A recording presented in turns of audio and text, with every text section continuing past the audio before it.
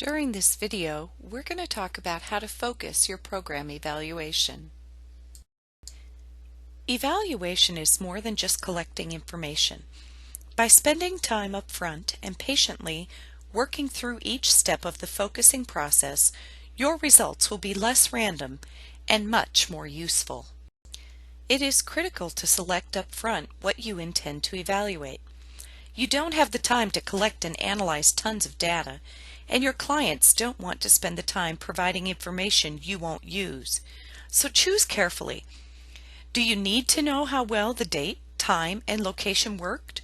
Or is it more important to find out if participants plan to make any changes as a result of the program? You need to choose. In order to focus the evaluation, we must get very clear about its purpose.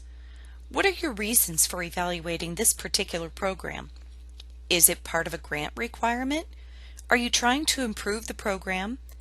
Or do you really want to get input on your teaching abilities? Each of these are very different purposes and will require different kinds of data collection. Sometimes we conduct an evaluation just for our own use. Often, though, there are other people who we need to report to and share the information. It can be really helpful to keep them in mind right from the start. Once you have your list of end users, consider what they want to know and how they will use the results.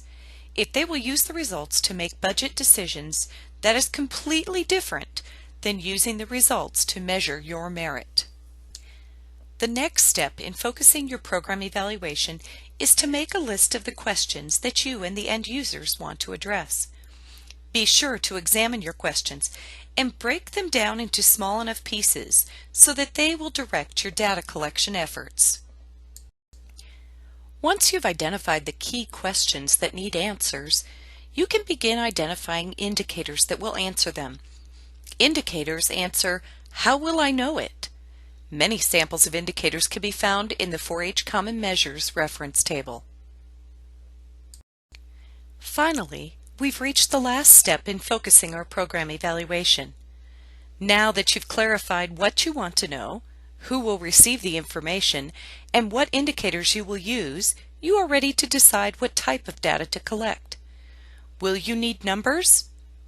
That would mean you'd need quantitative data. Or narrative, like qualitative data, or maybe even a blend of both. While you may find that taking the time to narrow the focus of your program evaluation is not terribly exciting, I hope you will agree that it will pay off in the end. The clarity you achieve now will drive the rest of your evaluation design and analysis decisions for the future.